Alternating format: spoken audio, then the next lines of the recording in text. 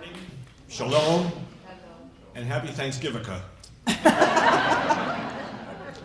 So Thanksgiving was on the same day that the first day of Hanukkah started. It's the first time it's happened, and it'll never happen again. And I'm going to tell you why. Thanksgiving is set as the fourth Thursday in November, meaning the latest that it can be is 11/28. 11/28 is also the earliest Hanukkah can be. And why is it never going to happen again? The reason is because the Jewish calendar is very slowly getting out of sync with the solar calendar at a rate of 4 days per 1,000 years. So we are based on the solar calendar, the Jewish calendar is based on the lunar calendar. This means that while presently Hanukkah can be as early as 11/28, over the years the calendar will drift forward such that the earliest Hanukkah can be is 11/29. The next time Hanukkah falls on 11/28 is 2146, which is a Monday, so it can't be Thanksgiving. Therefore, 2013 is the only time Hanukkah will ever overlap with Thanksgiving. So the next time, of course, if the Jewish calendar is never modified in any way, then it will slowly move forward through the Gregorian calendar until it loops all the way back to where it is now. So Hanukkah will again fall on Thursday, 11/28. Are you ready for this? In the year 79,811. So I welcome you all to be there. If not, your ancestors or whatever we look like at that point in time. And so it's a joyous holiday of giving. So it's very appropriate. It falls on Thanksgiving because it's about giving thanks, it's about freedom, and it's about a miracle. So I'd like to offer this poem from Thanksgiving, which is very attuned to Hanukkah. It's called the Thanksgiving Song. As the Great Spirit who powers the wheels of seasons and years turns autumn once more into winter, at this season of Thanksgiving, we give thanks for all seasons. For winter, who strips trees to their basic design, for stark, minimalist winter, we give thanks. When we let go and grow bright as stars in a clear, frosty night, the more we are stripped of what we thought we could not do without. For the springtime that bursts forth, just when we think winter will never end, for irrepressible springtime, we give thanks. May we never forget the crippled, wind-beaten trees, how they too bud, green, and bloom. May we too take courage to bloom where we are planted. For summer, when fruit begins to ripen more and more, for the green, swelling high tide of summer, we give thanks. May we trust that time is not running out, but coming to fulfillment. May we wait patiently while time ripens. For autumn and its slow growing fruition, for that season of ultimate rise and fall, we give thanks. May we gracefully rise to the occasion of our own falling, giving thanks just enough time to go beyond time to the great now. At the center of the turning wheels, we give thanks for all seasons and at this season of Thanksgiving. And so it is. Amen. And so it is. And so the Thanksgiving is related to Hanukkah because about 2,500 years ago, when Alexander the Great conquered Israel, he was very kind and open to practicing all types of religion. And then there was a group there that adopted the customs and prayed according to the Hellenistic religion. But then there was a strong group that disagreed, and these were the Maccabees. And these were the orthodox and very strict components of the Jewish religion, which is today the ultra-Orthodox or Hasidics. So they were very strong in not praying according to the Greek rules, and the temple was destroyed, and their goal was to reconsecrate the temple. So they finally came up in revolt, and a small group of Maccabees defeated the Greeks under this ruler called Antiochus. And so when the battle was over, they reconsecrated the temple. And in the temple glows the eternal light, and representing the light of God and the light that's within us. And so when they went to light the eternal flame, there was only enough oil for one day. And so, and it takes 8 days to press oil. And oil was taken from olives. So it needed 8 days to come up with more oil. But they decided, the priests at that time, the rabbis, to take a leap of faith. And so they lit the candle, knowing it would only go for 1 day, but the miracle, that's what this is about, occurred for 8 days. So the celebration is not a victory of the Jews over the Greeks, it's a celebration of a miracle of a light lasting for 8 days. And so on Hanukkah, we light, there's 9 candles in a menorah, and we light 1 for each night. And so this is the 5th day of Hanukkah. And so what I'm going to do is we'll light the candles, we'll light 5 candles, and we light them from right to left, which is how the Hebrew language is read. And we say a blessing over the candles. So I'm going to do that now, put on my yarmulke.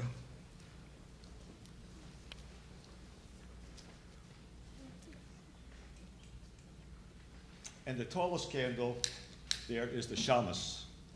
And the shamas is used to light all the other candles. Come on. The miracle will occur. And so the reason it stands above is that it's the servant. And so it is there to serve all of the other candles. And as it glows, and it will continue to glow, hopefully. We're getting a feedback, thank you. And there it comes. And so the miracle does occur. We sing, Baruch atah Adonai, Eloheinu melech haolam, asher kiddushanu b'mitzvoso, v'tzivanu lehadlik ner shel Hannukah. And so I'll tell you what the English translation of that is this is the blessing over the candles. Blessed art you, Lord our God, sovereign of the universe, who has sanctified us with his commandments and commanded us to light the lights of Hanukkah. And then we say a blessing for Hanukkah itself. Baruch atah Adonai, Eloheinu melech haolam, shehechianu, v'kigimanu, v'higianu, lazman hased. Blessed art you, Lord our God, sovereign of the universe, who's kept us alive, sustained us, and enabled to reach the seasons of celebration. And so each night we light a candle. It's a holiday of giving. So children are given gifts, 1 gift for each night, and it's a small gift, but there's a lot of it that's centered around giving back to the community. So many times the children are given gelt, which is these chocolate coins, but it's representing the giving back to the rest of the community and giving those that are in need and sending them blessings along with a light. And sometimes we play games with a dreidel and spin it, and you kind of bet on with candy what number, which Hebrew letter turns up. And although this is a game of sort of spin the dreidel, back in the days of Antiochus, there was a prayer for each one of these letters. So it allowed the Jews to pray in private while they were essentially playing a game. So we eat a lot of fried foods, potato latkes on Hanukkah, representing the reason fried is the oil, the sanctity of the oil. And so it's a joyous holiday. It's a joyous holiday for us. It's a holiday of giving and of offering thanks for those that may need it. So I'd like to offer this gift as why we light the candles for those that perhaps might be in need. And so we light a candle for families or beloveds or friends or animals, for all our relations, for all those who are no longer friends, for those who are no longer enemies, for those from whom we feel an unwanted distance, for those whose lives have been touched, and for those still waiting to touch, for those who allow themselves to be seen, and for those still hiding out, for all those who are part of, and for all those who need to stay apart from, for all the wounded children, for those who feel empty, and for those who feel full, for those who confuse more and enough, for those from whom it is easy to think of themselves and may yet to learn to think of others, for those just being born, and for those who feel that they are old but have not yet been born, for those who feel they have never really lived, for those who are in touch with their bodies, who are getting in touch with their minds, for those in touch with their minds, who are getting in touch with their bodies, for those who can love, and for those who have yet learned to love, and for those who have yet to learn to allow themselves to be loved. For each of these, we light a candle, as we say, and so it is. So it is. So we offer that blessing to those of us that we would let our light shine through and let our joy shine through. So part of the joy is this in allowing life to embrace you and to dance more. So I have my good friend Hannukah Harry here who would like to offer you a Hanukkah blessing and encourage you to kind of dance and enjoy life. So are you ready, Harry? Okay.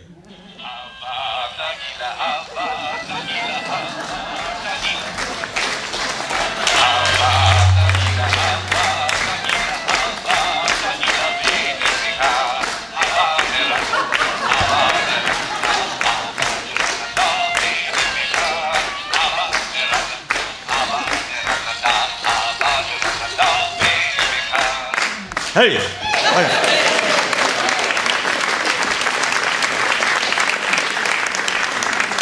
So I wish you all shalom, peace, and a marvelous holiday season. Thank you. Hey, Bruce. Yay, thank you so much. Yeah, so we've invited Hanukkah in. As you know, of course, traditionally you would have it in at sunset, and so it's really lovely to have Bruce guide us through this. We've invited the spirit of Hanukkah in and the joy that is and the thanksgiving. So we'd like to take a moment to invite in those of you who are here with us for the first time. If this is your first Sunday with us, whatever faith tradition you come from, whatever spiritual path you have walked, you're certainly welcome here, and we're delighted to have you with us. So the ushers have... Hi, I'm Petra Weldis, Senior Minister of the Center for Spiritual Living in Dallas, and we're delighted that you found us here on the web. You can find our Sunday services on our website by every Wednesday, and we love that you can look at us online and explore these spiritual teachings. Feel free to explore our archives. It goes back a number of years with lots of special topics and amazing speakers. You can also sign up for our email news, My Daily Words, and my blog, Spiritual Living with Dr. Petra. If you're looking for a spiritual community, come visit us. Or if you're just in Dallas, drop on by. We'd love to give you a hug. Welcome home.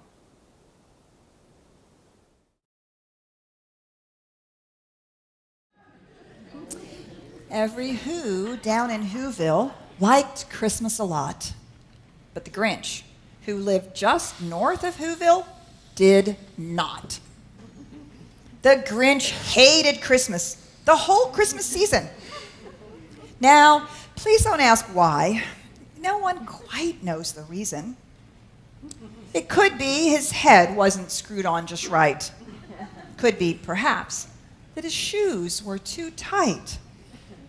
But I think the most likely reason of all may have been that his heart was 2 sizes too small. But whatever the reason, his heart or his shoes, he stood there on Christmas Eve hating the Whos, staring down from his cave with a sour, grinchy frown at the warm lighted windows below in their town. For he knew every Who down in Whoville beneath was busy now, hanging a mistletoe wreath. And they're hanging their stockings. He snarled with a sneer. Tomorrow is Christmas. It's practically here.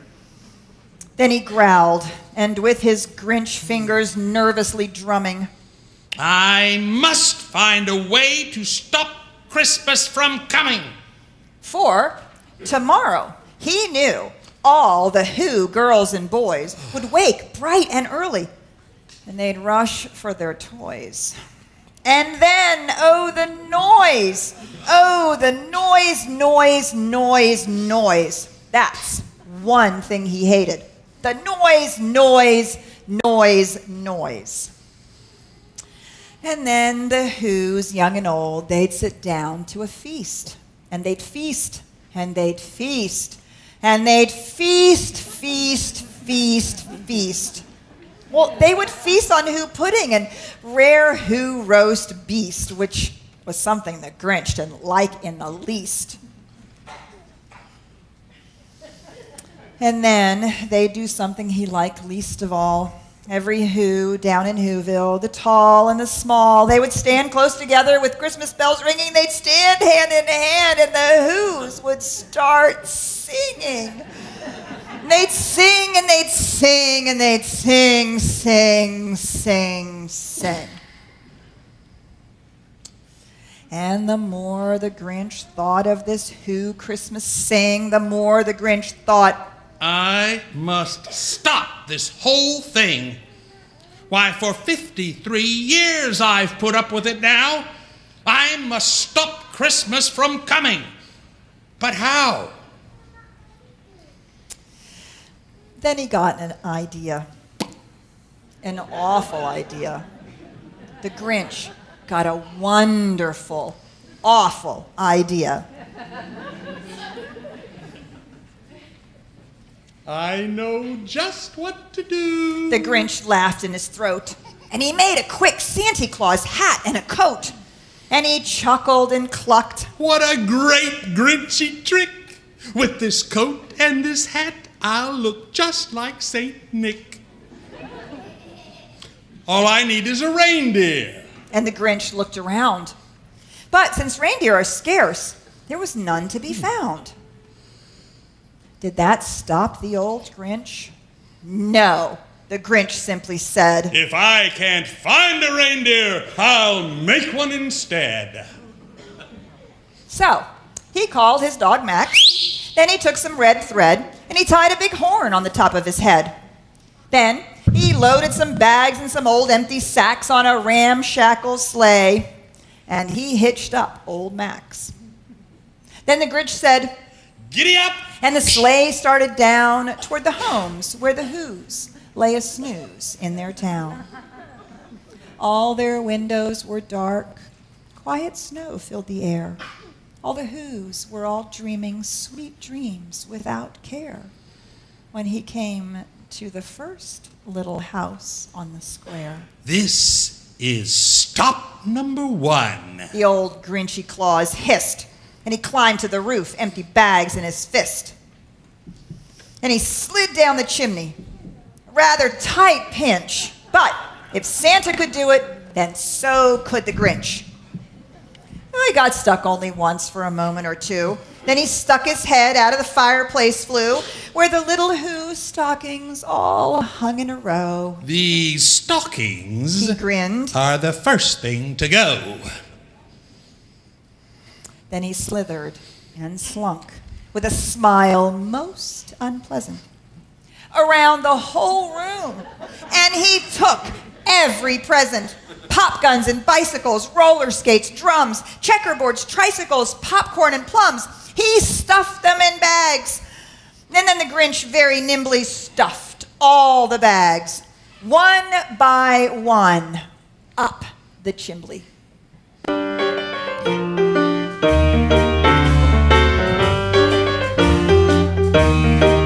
You're a mean one, Mr. Grinch. You really are a heel. You're as cuddly as a cactus. You're as charming as an eel, Mr. Grinch. You're a bad banana with a greasy black peel.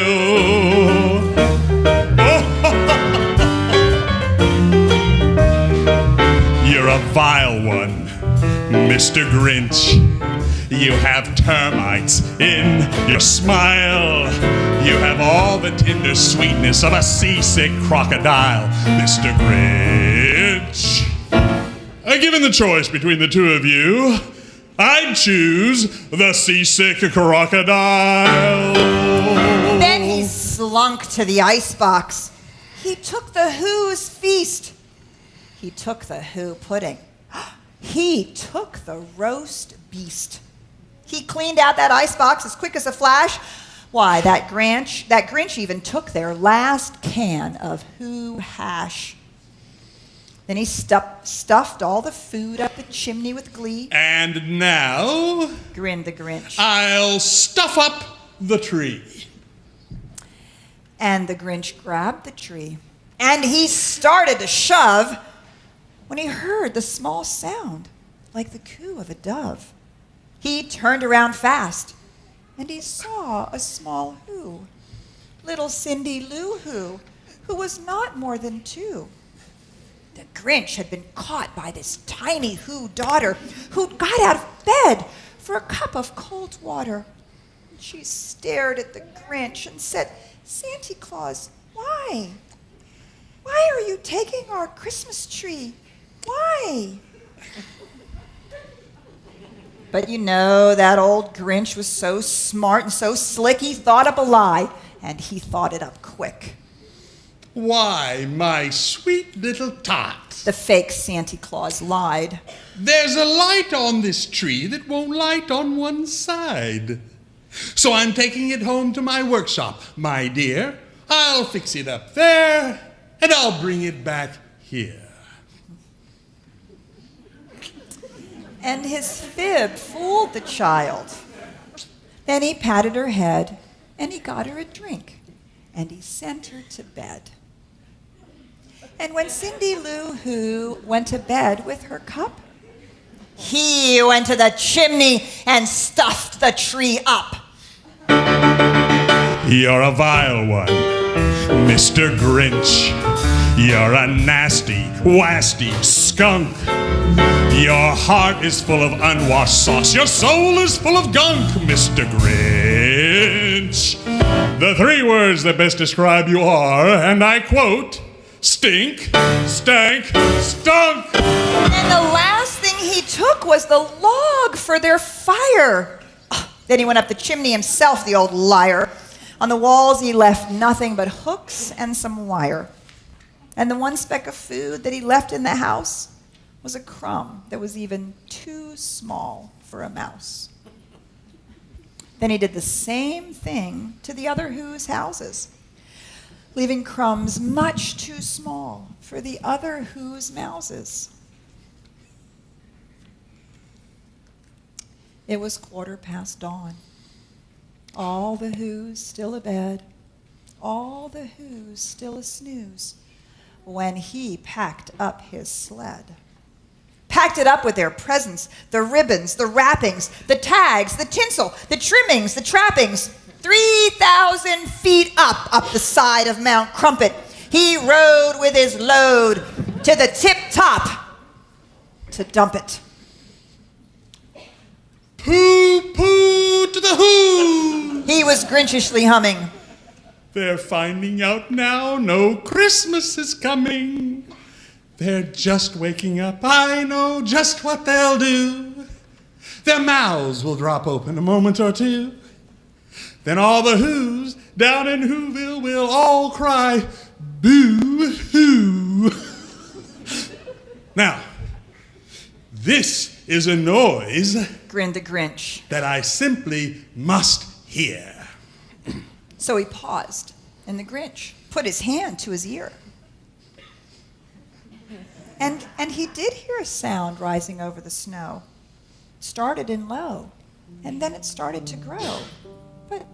But the sound wasn't sad. Why, the sound sounded merry. It couldn't be so, but it was merry, very. He stared down at Whoville. The Grinch popped his eyes. Then he shook. What he saw was a shocking surprise. Every Who down in Whoville, the tall and the small, was singing without any presents at all. He hadn't stopped Christmas from coming. It came. Somehow or other, it came just the same. And the Grinch, with his Grinch feet ice cold in the snow, stood puzzling and puzzling. How could it be so? It came without ribbons. It came without tags. It came without packages, boxes, or bags. And he puzzled 3 hours till his puzzler was sore. Then the Grinch thought of something he hadn't before. Maybe Christmas He thought, doesn't come from a store. Maybe Christmas, perhaps, means a little bit more. and what happened then? Well, in Whoville, they say that the Grinch's small heart grew 3 sizes that day. And the minute his heart didn't feel quite so tight, he whizzed with his load through the bright morning light, and he brought back the toys and the food for the feast. And he himself, the Grinch, carved the roast beast. The end.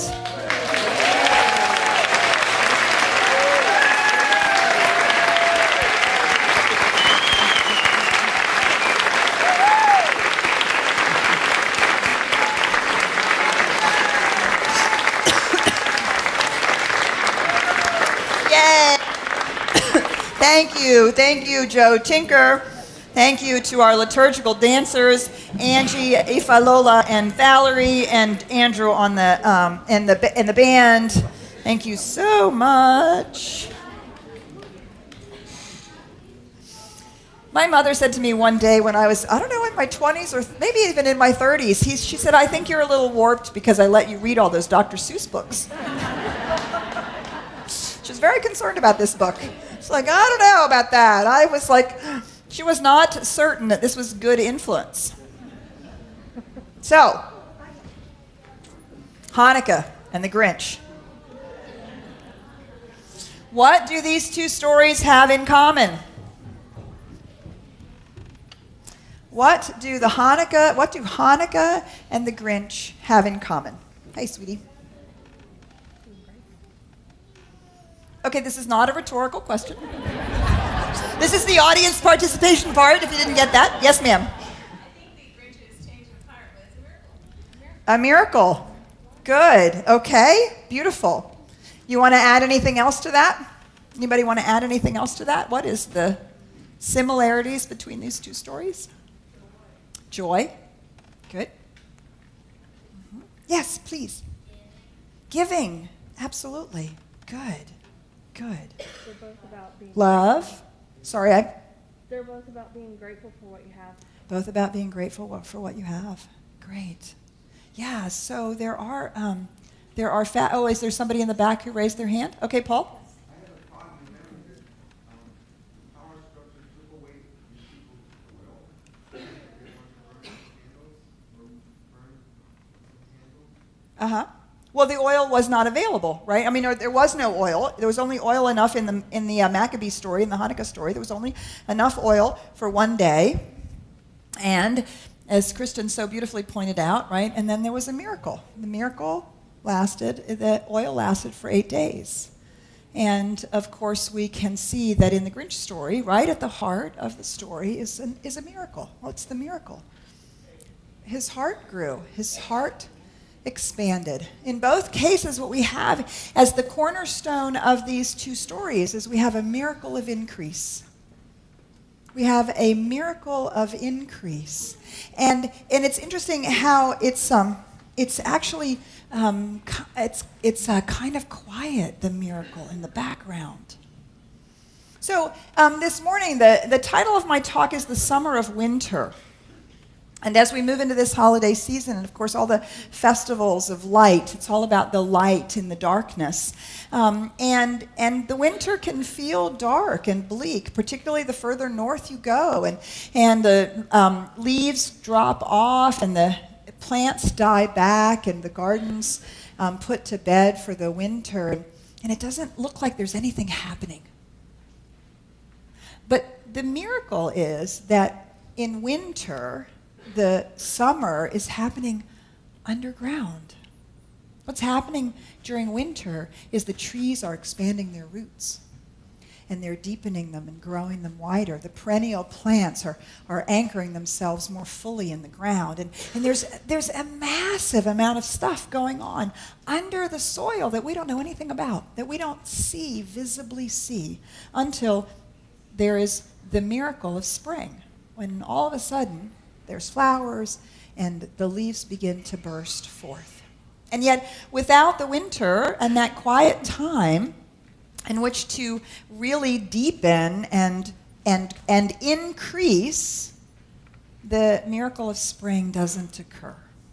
Right? Even here in Dallas, we're taught you have to plant your trees in the fall. They need all winter to establish themselves, or they won't survive the following summer, because the summer will be too hot and too brutal for them. They actually need the winter to establish themselves. And so there's this miraculous experience, this thing that's happening underneath the soil. It's the same thing that's happening within us, within our own consciousness, underneath and behind the trappings of our lives and the doingness and all of the stuff that's going on. We want to ask ourselves, are we inviting in miracles? Are we inviting them in? Are we expecting miracles of increase in our own lives? Are we allowing ourselves to go to those still and quiet places? Are we moving into the quiet parts of the holiday and even our own spiritual practice, and allowing the roots of our faith to go deep and growing the practices of living in the spirit of love and light? Are we cultivating that? So my question to you is, do you expect miracles? Do you actually expect them? Do you expect to have the miracle of your answered prayer? Do you expect your treatment, your spiritual mind treatment, to create miracles in your life? Do you expect the universe to shower you with good? So what is a miracle? Holmes says a miracle is something that appears supernatural until we understand the way it is actually outpicturing higher spiritual laws. And then we will find it completely natural. Just as it's completely natural for all this stuff to be happening underground, we just don't see it. We just don't know it's there. C.S. Lewis says this about a miracle. Miracles are retelling in small letters of the very same story which is written across the whole world in letters too large for some of us to see. A miracle is a retelling in small letters in our own lives of that truth that is universal, that presence of the divine, of love, that reality of life itself that is writ large across the universe. And sometimes it's easier for us to see it. Oh, we see it in nature, and we see it in those people over there, and we see it in that person's life experience, and oh, wow, wasn't that great? I'm so happy you had that miracle in your life. And somehow we don't always see it for ourselves, do we? And yet, when we are inviting miracles, when we are open to them and expecting miracles, then our lives retell the same story. I so loved it when Bruce really brought forward how the Jewish tradition is so filled with joy. They don't celebrate the victory. They celebrate the joy and the thanksgiving of the miracle that happened at Hannukah at this time, that is now celebrated as Hannukah. And so often we are missing that experience because we're so busy trying to figure it out. But the joy of allowing ourselves to be open to the possibility, when that miracle happens in our own life, do you see we're retelling that story of joy, that story of presence, that story that says, yes, actually, the light is always burning. The eternal flame, the miracle is that the eternal flame, the eternal light and love that we are is always the truth of who we are. It's always the truth of who we are. No matter how defiled our temple feels, no matter how turned upside down our life feels, no matter what wars we've just been fighting, do you see all of that? history that brought the Maccabees to the place where they were able to reconsecrate the temple. They were able to reconsecrate their lives to the spiritual truth, to the eternal flame. And a miracle occurs. So when we look at the Maccabee story, when we look at you know what? I'm going to have to blow these candles out, Bruce. Is that okay if I just blow them out? I'm a little concerned here. So, yes, they've gotten very low. So when we think about the Maccabee story, right, we can see that this is a miracle. This is very much an outer demonstration. This is a miracle that is an outer demonstration. They stepped out on faith. They made their declaration to the universe. We are cleaning the temple out. We're making this different. We're clearing it out. And by God, we're gonna light the flame. So who cares if we only have one day of oil? We're lighting it anyway because that's what we do. That was a huge step out in faith. And the miracle occurs. The outer demonstration of the miracle. Now, the Grinch, on the other hand, his miracle is a little different. I love this quote. Miracles are what happens when you get out of the way of yourself. We stop trying to figure it out and manage it and try to, like you can see, like the Grinch has been putting up with Christmas for 53 years. He is going to do something about it. He has figured out what he's going to do about it. He's going to manage it. He's going to make it happen. And then what happens? He's surprised. Something surprises him. He's surprised by the love and the light that shines anyway, despite how he's behaved. The love of the universe, the light of the universe, it continues shining. He doesn't take that away from anybody or anything. And he's surprised. And so when he's surprised, what happens? He opens his mind and he has a new insight, a new awareness. And out of that comes this extraordinary shift in consciousness. And he has an inner miracle of increase, an ability to experience and express more love than he's ever expressed before. Do you see? And so for the Grinch, the miracle is an internal shift, the miracle of what happens when we move out of our egoic, painful responses and into our place of love and light. And we're surprised into that. We're open to it. And the miracle occurs. Because we've gotten out of our own way. We've gotten out of figuring it out or having our feelings about it or whatever it is that we're trying to manage. And the miracle of increase occurs. So in both of these stories, the heart of the story is this fabulous idea of miracle. You've all seen this quote. I love this quote. There are only two ways to live your life. One is though nothing is a miracle. The other is though everything is a miracle. Albert Einstein.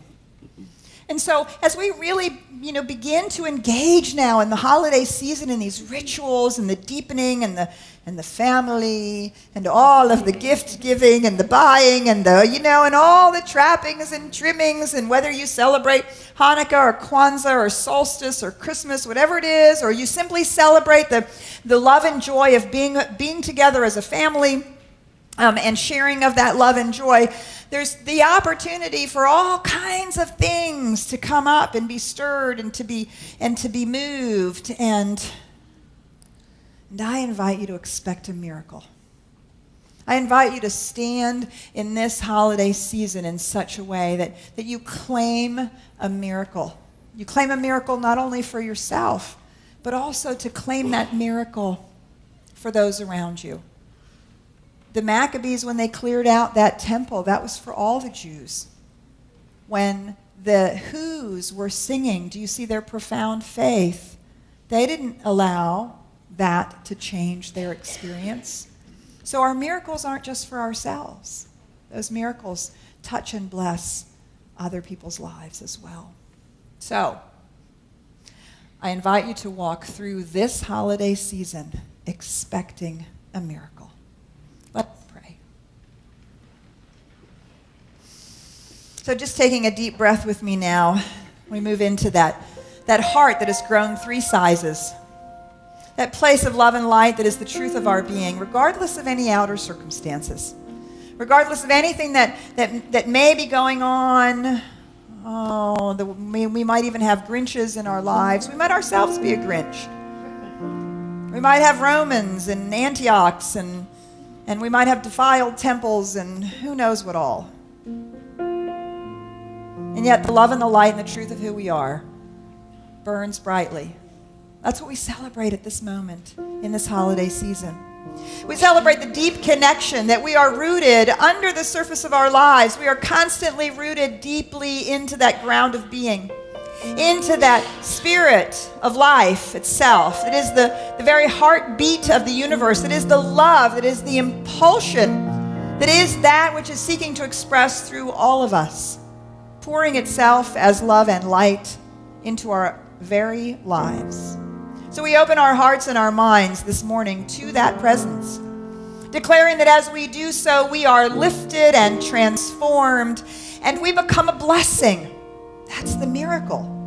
The miracle is when we know the truth about ourselves and our lives are lifted, we actually become a blessing wherever we go. And we bring love and light to every situation. And so this morning, let us claim the miracle of this season of miracles.